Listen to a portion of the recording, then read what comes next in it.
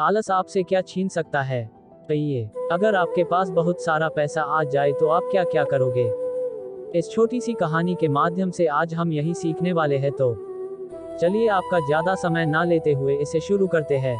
एक आश्रम में अपने गुरु के साथ एक शिष्य रहता था, लेकिन वह बड़ा आलसी था, क्योंकि वह आज का काम कल पर और कल का काम परसों पर टाल दिया करता था। एक दिन गुरु ने सोचा कि क्या किया जाए, कैसे इसे समझाया जाए।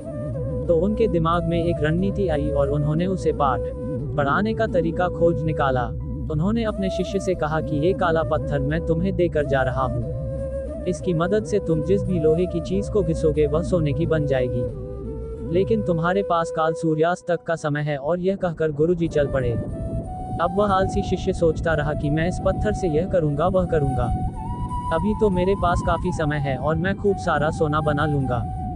आलसी आदमी ने सोते सोते बहुत ख्वाब बुन लिए, लेकिन उनको पूरा करने की जहमत नहीं उठा रहा था, मतलब प्रयास नहीं कर रहा था, सिर्फ सोच रहा था। और सोचते सोचते उसका एक दिन बीत गया। जैसे ही वह सुबह उठा तो उसने सोचा अभी तो मेरे पास शाम तक का वक्त है, मैं इसे बहुत जल्दी पूरा कर लूंगा। देखते देखते दोपहर हुई। उसने खाना खाया और सोचा थोड़ी देर आराम कर लेता हूँ, उठने के बाद कर लूंगा। और वह आलसी शिष्य सो गया। जैसे ही उसकी नींद खुली उसने देखा कि सूर्यास्त होने को आया। अब उसे जाना ही होगा और वह उस काले पत्थर को लेकर बाजार में जा ही रहा था। इतने में गुरुजी उसको मिल गए और वह पत्थर उससे ले लिया। बोले तुम्हारा समय खत्म हो चुका है।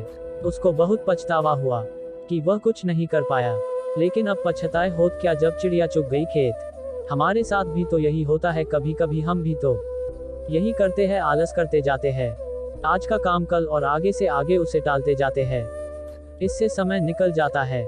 क्योंकि समय का पहिया तो रुकने वाला नहीं है।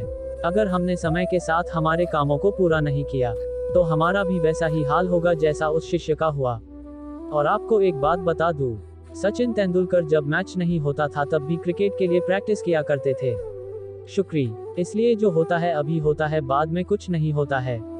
समय निकलता जाता है। आशा करता हूँ आप इस सीख को जरूर अपनाएंगे और जीवन में आगे बढ़ते रहेंगे। आपको ये कहानी कैसी लगी कमेंट के माध्यम से जरूर बताएं। आपका कीमती समय देने के लिए दिल से शुक्रिया।